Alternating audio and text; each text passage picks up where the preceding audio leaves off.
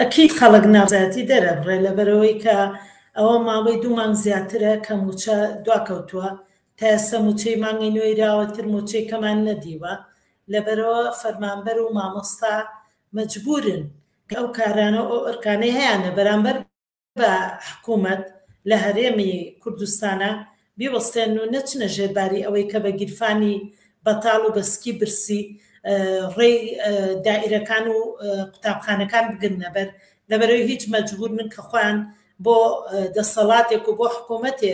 هیلاکەن کە هیچ ئامانجێکی لێ نابینی هیچ ئەوەی کە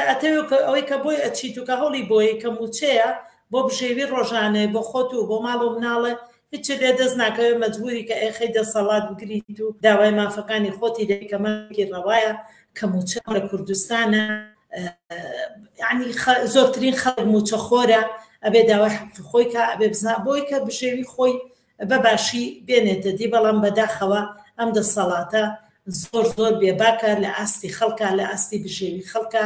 لە ئاستی سفری ماڵانی خەڵکە لە ئاستی مناڵانە کە جارێکی تر دەرگای خوێندنگا حکوومیەکان داخرێتەوە کە هەم مناڵی فەریۆژەوە مناڵی خەڵکی تریش